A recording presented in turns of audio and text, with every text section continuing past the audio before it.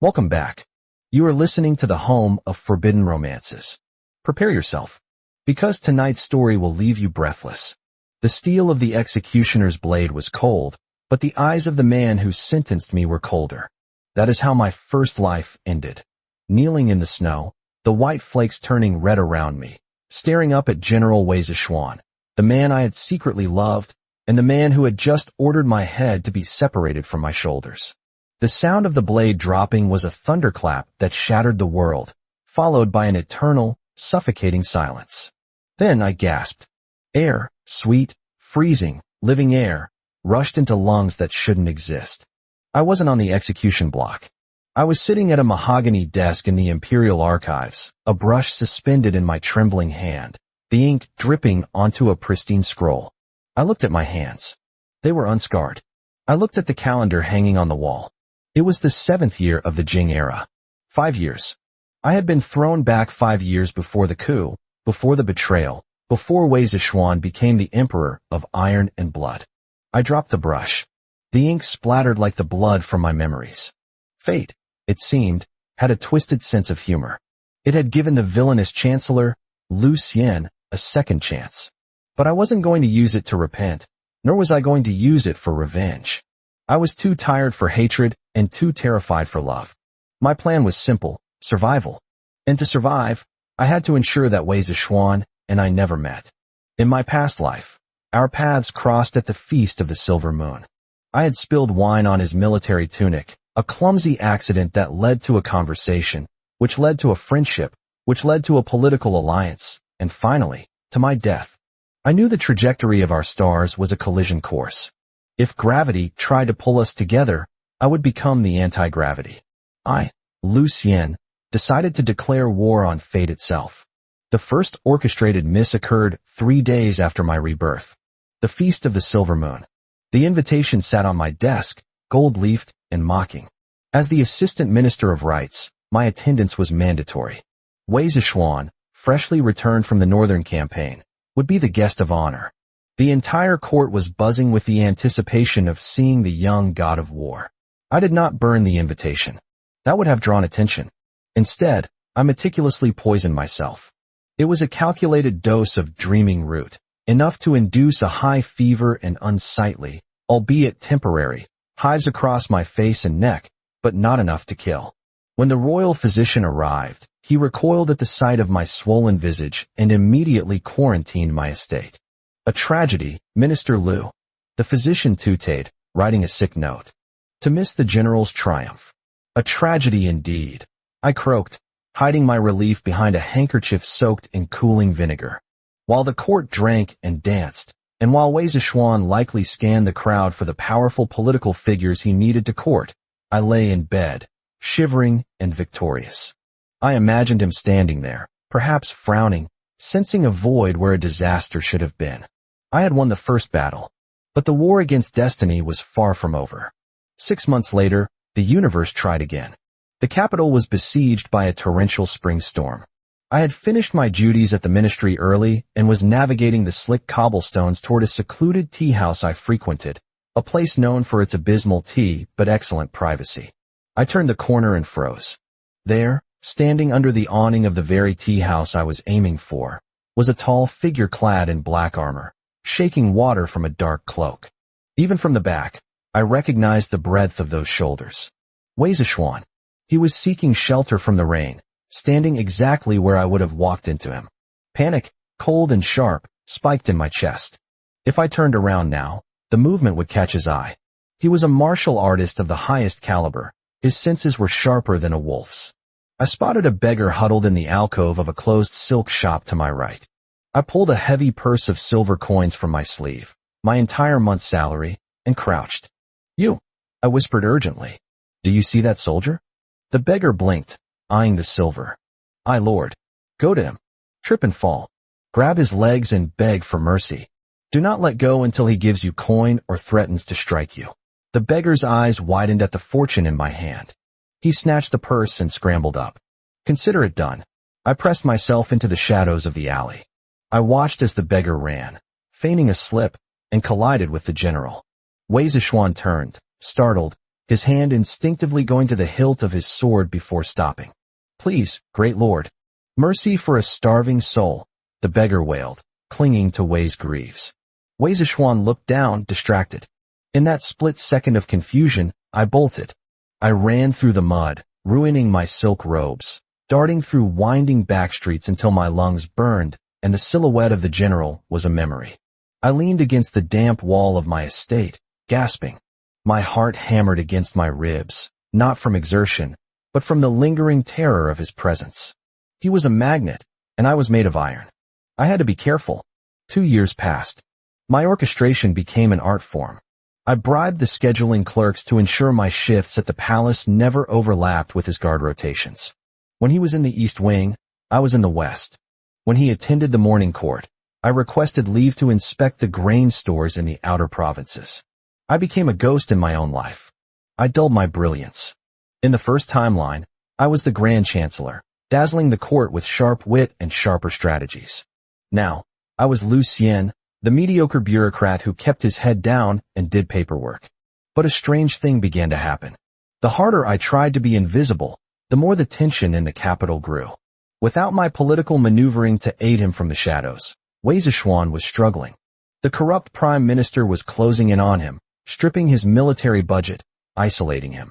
I watched from afar, torn.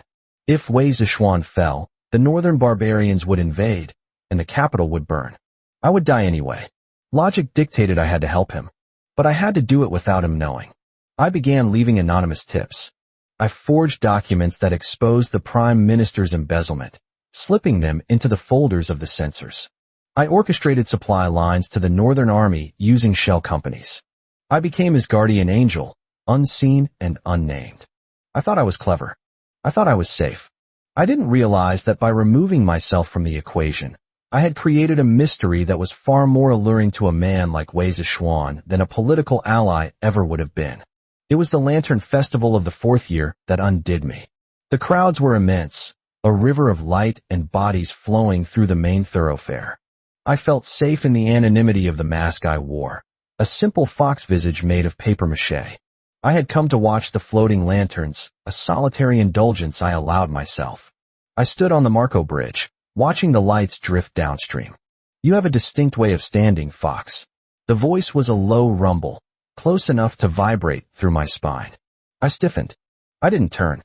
I knew that voice better than my own heartbeat. Wei Zishuan stepped up beside me. He wasn't wearing armor tonight, but midnight blue robes embroidered with silver hawks. He wasn't wearing a mask. He didn't need to hide. "Most men lean on the railing," Wei said, his gaze on the water. "But you stand perfectly straight, hands clasped behind your back, your weight shifted to your left foot.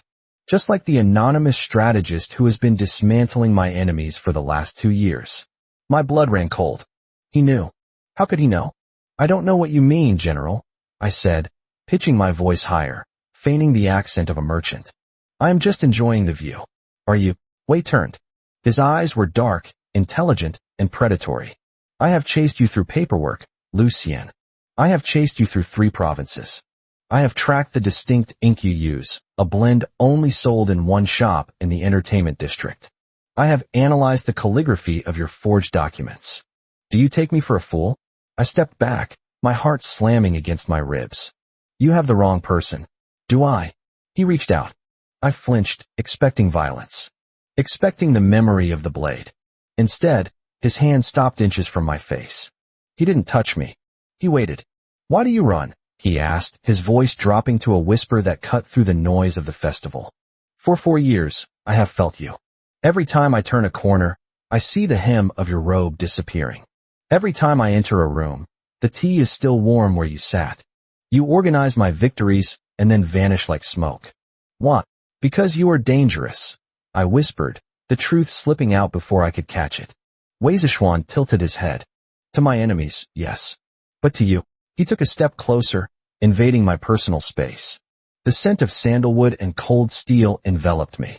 I have never been so obsessed with anything in my life as I am with catching you. "Let me go," I said, panic rising. "You don't know me. I know you better than you know yourself," he countered. "I know you prefer the shadows. I know you save the kingdom, but refuse the credit. And I know that right now, You are calculating the 3 different escape routes from this bridge. He blocked the path to the left. You think I want to hurt you? I know how this ends. I snapped, the trauma of the past life bleeding through. I know what happens when we stand on the same side. The suspicion, the power struggles, the blade. Wei Zishuan froze. His eyes narrowed, searching mine through the eye holes of the mask. The blade. I realized my mistake. I had said too much. I turned to the right, preparing to vault over the railing into the freezing river below. It was madness, but better than falling into his hands. I lunged. But Wei Zishuan was faster. His hand shot out, grabbing my wrist with a grip of iron. He yanked me back from the edge, pulling me hard against his chest. The impact knocked the breath out of me. You would rather jump? He growled, his voice trembling with a sudden, terrifying intensity. You would rather die than let me look at you? Yes. I cried. He reached up and ripped the mask from my face. The cool night air hit my skin. I squeezed my eyes shut, waiting for the recognition, for the sneer, for the inevitable accusations of treason that always followed men like me. Silence. Slowly, I opened my eyes. Wei Zishuan was staring at me. But there was no hatred.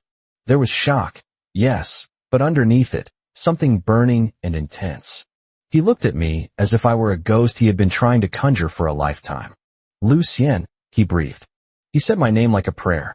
Or a curse. General, I replied, defeated. Now that you have caught the rat, what will you do? Execute me. Wei Zishuan let out a harsh, incredulous laugh. He didn't let go of my wrist. In fact, his grip tightened, his thumb rubbing circles against my pulse point, checking that I was real. Execute you? He lowered his head until his forehead rested against mine. I was too stunned to pull away. You foolish, brilliant man. I have turned the capital upside down for you. I have ignored the emperor's edicts for you. I have rejected marriage proposals for you. He pulled back slightly to look me in the eye. I didn't realize it was you. What difference does it make? I asked bitterly. In my dreams, Wei began, his voice rough. I see a version of this life where we met earlier, where we were friends. And in those dreams, I kill you. My breath hitched. He remembered? No, not remembered. Echoes. He felt the echoes. It terrifies me, Wei admitted, his vulnerability more frightening than his anger. I wake up in a cold sweat, grieving a man I never met. So when I felt your presence in the shadows, helping me, guiding me, I thought that if I could find you, I could stop the nightmare. I could change the ending. He brought my hand to his lips, kissing the knuckles. It was a possessive, claiming gesture. You orchestrated every missed encounter, he murmured against my skin. You tried to change fate by running away. It was the only way to save you from becoming a monster, I whispered. And to save me from the monster you become. Wei Zishuan's eyes darkened. I am already a monster, Lu Xian. You made me one. You starved me of your presence, and it made me ravenous. You thought distance would keep us safe? Distance only made me obsessed. He wrapped an arm around my waist, anchoring me to him. The crowd flowed around us, oblivious to the dangerous current passing between the assistant minister and the general. You are done running, Wei stated. It wasn't a question. It was a decree. You tried to fight fate. But you forgot one thing about me. What? I asked, feeling the walls of my carefully constructed second life crumbling down. I have never lost a war. He leaned in, his lips brushing my ear. And I do not take prisoners. I take keepsakes. You are mine now, Lu Xian. And I will spend the rest of this life proving that the blade will never fall between us again. I looked at him, really looked at him. The killer from my past was gone, replaced by a man driven mad by my absence. I had tried to orchestrate a tragedy into a silence. Instead, I had orchestrated a hunter into the arms of his prey. And as I looked into the abyss of his dark eyes, I realized with a shudder that I no longer wanted to run. And that, I whispered, is how the viper tamed the wolf. If you enjoyed seeing Lu Xian's intricate plans crumble before the general's obsession, destroy that like button. And tell me in the comments, would you forgive a husband who executed you in a past life? Or would you make him beg for every second of your time? I'll be reading your answers. Subscribe for the next chapter. Until then.